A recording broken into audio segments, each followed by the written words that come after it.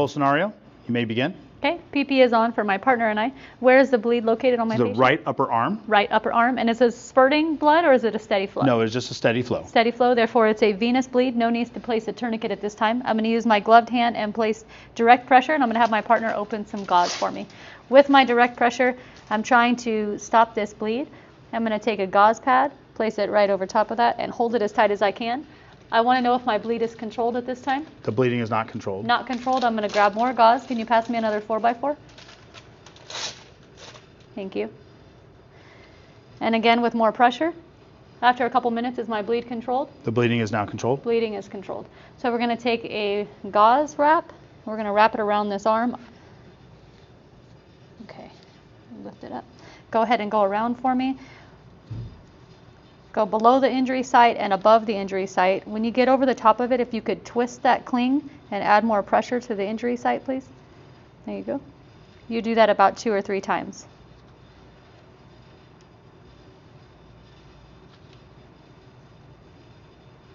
Perfect.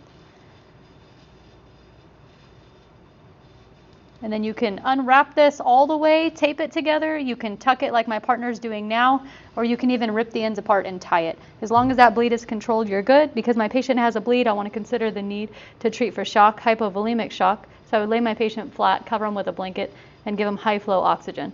We're going to transport this patient high priority, and we are complete with this bleed.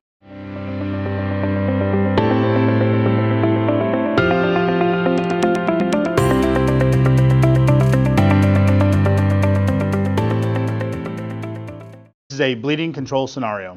Okay, PP is on for my crew and I. Where is the bleed located? This is the right radial. Right radius. I'm going to apply direct pressure with my gloved hand immediately. Is this a spurting bleed or steady flow? It is a splurting. Okay, partner, can you grab a tourniquet, please?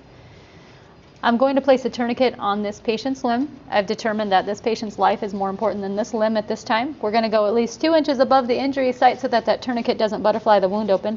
We're going to keep in mind the joints located near this injury site. So distal would be our wrist, proximal would be our elbow at this point. So my partner is going to secure this tourniquet, and we're going to make sure that it completely cuts off blood flow to this radius so that the bleed is controlled. Once that tourniquet is secured on the arm, we're going to write the time if there's an indicator on the tourniquet, or we'll write it on the patient's arm, or somewhere it can be located as soon as we get to the hospital. That way they know when we place this tourniquet. Is our bleed controlled? The bleeding is controlled. Okay.